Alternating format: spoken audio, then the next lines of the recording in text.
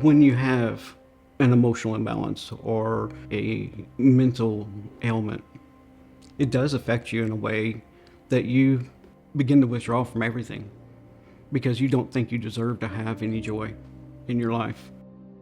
There are a lot of different things that people can do to you.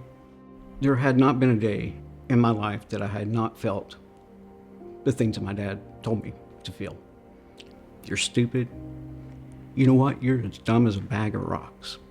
You're never going to be able to do anything in life. The mental pain, it wasn't until a year and a half ago that I actually saw hope.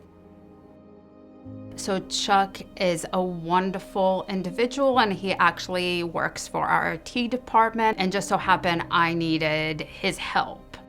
What was supposed to be literally a 10-minute project ended up being an hour conversation. I was able to come in and I resolved the issue for her, and she looked at me and she said, "Are you okay?"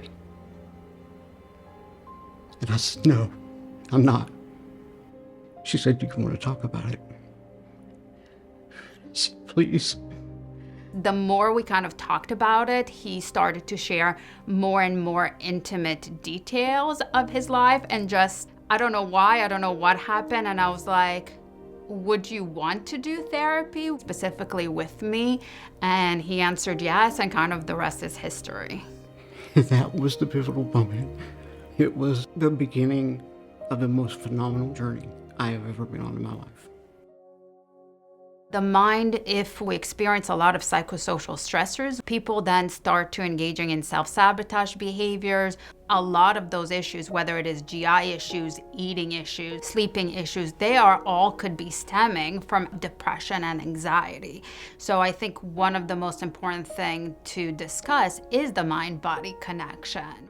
In many ways, he had a lot of negative thoughts about himself, thinking he is not worthy, he's inadequate, and he was able to challenge it a lot through the CBT techniques, such as cognitive restructuring techniques. Imagine a bird in a cage with a shroud.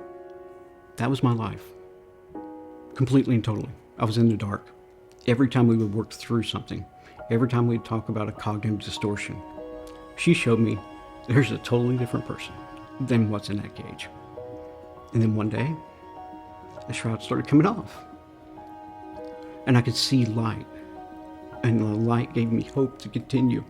When that shroud was finally completely removed, all I had to do was fly out. You want to know what I did? I flew out and I soared.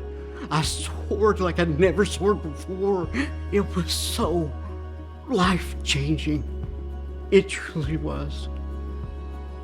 So one of the things that I really pride myself in being an employee of the St. Luke's Penn Foundation Mental Health Services is that we really have a lot of access points to receive mental health services.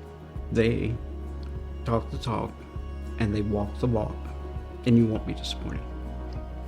It is amazing what even a smidge of compassion can do to make people feel so much better. Here at St. Luke's, we have the ability to care for both a physical ailment and a mental ailment.